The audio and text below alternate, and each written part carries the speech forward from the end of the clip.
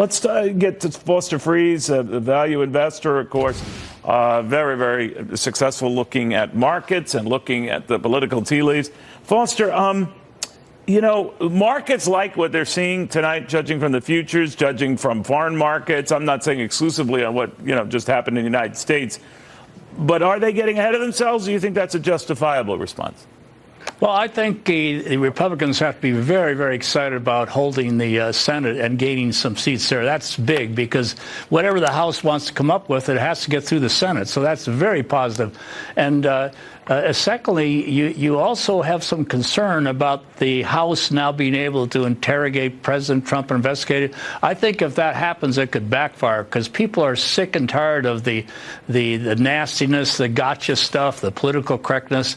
So I think they have to be careful not to play that card too hard. So I think that's why the markets are probably excited about, yes, we lost some of the House seats, but after all, it's on balance, I think the Republicans should be okay. Foster, the one thing that we're not going to get is another tax plan. I mean, that has to go through the House in order to pass, and it clearly won't. How are the markets going to take to that? I mean, there were expectations that perhaps there would be a tax plan part 2, and some people were looking forward to it. Since that won't be coming down the line over the next 2 years, what does that mean for markets and the business community?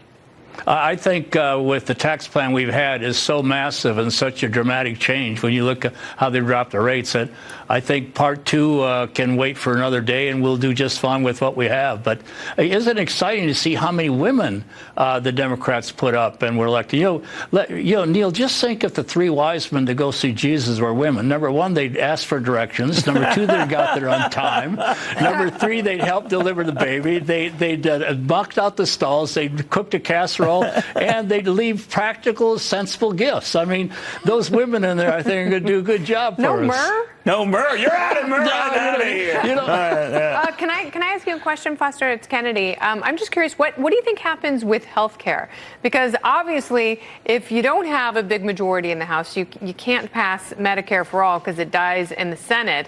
Obamacare and parts of it are still very much in limbo, and you know, Republicans aren't in control to craft a new plan. That was the driving issue for a lot of voters. So what happens now?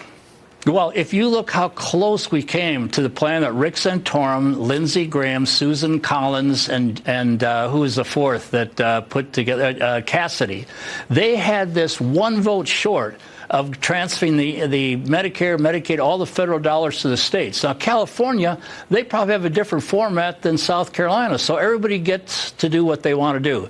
I think that could be resurrected, hopefully. And also another point to make out, all these new new Democrats that are in the House, look how many of them are sort of Republican-esque in some ways. Remember when Rick Santorum was defeated in Pennsylvania for Senate? Why? Because they brought in Robert Casey, who was pro-life.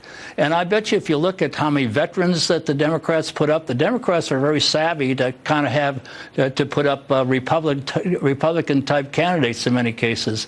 And you look what's happened, the Republican Party really doesn't exist anymore. It's all migrated to Donald Trump. It hasn't been named the Trump Party or the Bison Party, but basically the Democratic Party has had their entire constituency take away, the plumbers, electricians, the construction workers, the farmers.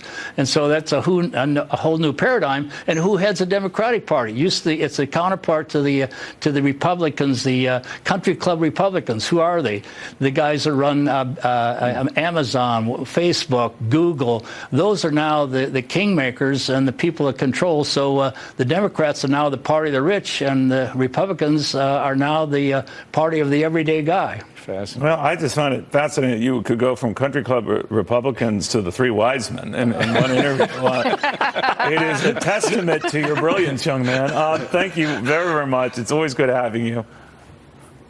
All right, it's a delight to be here. And now let's make America Philippians 4:8 land and bring some civility back. I think the politics are now over, and I think people can get along a lot better without the intensity of the rhetoric. So we're on our way to a bright new future for America. All right, I plan to send out a nasty tweet on you right after this, but in the meantime, no, I'm joking. Thank you very much, Foster Friess.